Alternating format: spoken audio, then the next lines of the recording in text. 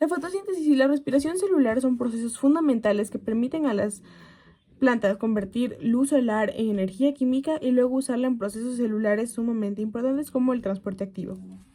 El primer proceso es la fotosíntesis, que se lleva a cabo en los cloroplastos de células vegetales, donde dentro tienen estas estructuras que se llaman tilacoides. En la membrana de los tilacoides sucede la primera fase de la fotosíntesis, que son las reacciones de luz. Estas inician con la excitación de clorofila gracias a los fotones que oxidan el PS680, que tiene clorofila A, y hace que se done un electrón al aceptor primario de electrones. De aquí, como estuvo oxidado, tiene que volver a reducirse, por lo tanto, pasa un proceso llamado fotólisis, donde el agua se descompone y le dona un electrón al PS680. De aquí, los electrones pasan al complejo citocromo, donde la transferencia de estos mismos genera una succión de protones hacia dentro del tilacoide. Los electrones pasan al fotosistema 1, que es básicamente, pasa lo mismo que en el fotosistema 2, solo que en vez de la fotólisis, se usa el electrón pasado del complejo citocromo para volver a reducir, en este caso, el PS700. Los electrones pasan al NADP reductasa, donde transforman NADP positivo más 2 protones en NADPH más 1 protón. Todos los protones generados durante este proceso pasan a la ATP sintasa, donde se bombean protones hacia fuera del tilacoide y el ADP más un fosfato se transforma en ATP. El ATP y el NADPH van a ser compuestos esenciales para dar inicio al ciclo de Calvin. El ciclo de Calvin se da en el estroma del cloroplasto y inicia con un CO2 entrando al cloroplasto.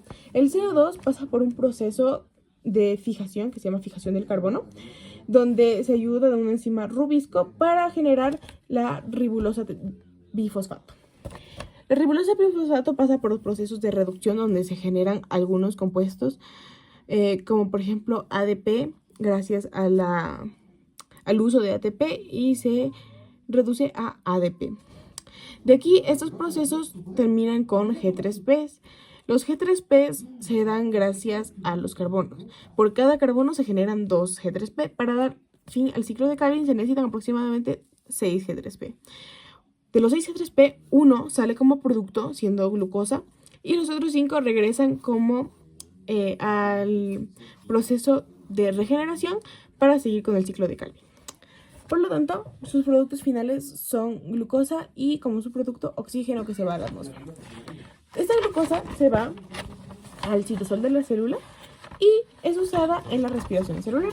El primer proceso de la respiración celular es glucólisis, que se da en el citosol de la célula y se basa en descomponer la glucosa en 2 piruvatos.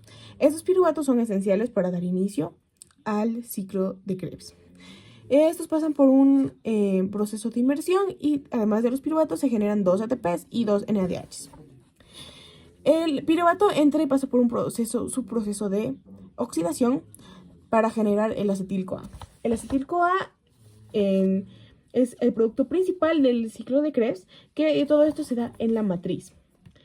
El ciclo de Krebs se da inicio con el acetil-CoA, que pasa por algunas reacciones de transformación y ayuda a transformar NADs positivos en NADHs, ADP en ATP y FAD en FADH2, los cuales van a ser utilizados en la fosforilación oxidativa y en la quimiósmosis.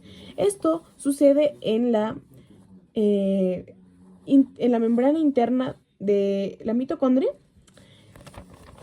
y inicia con proteínas. Básicamente, aquí se transforman diferentes compuestos como el NADH en NAD positivo y el FADH2 en FAD para bombear protones hacia el espacio intermembrana, que es justo este de aquí. Estos protones luego son usados por el ATP sintasa para, como en la fotosíntesis, generar ATP desde el ADP más fosfatos. Y en este proceso se generan aproximadamente de 32 a 34 ATPs. Por lo tanto, después de todo el proceso de respiración celular, se generan aproximadamente 38 ATPs. Estos ATPs, como mencioné antes, son fundamentales para diferentes procesos celulares y se da gracias a la fotosíntesis y la respiración celular.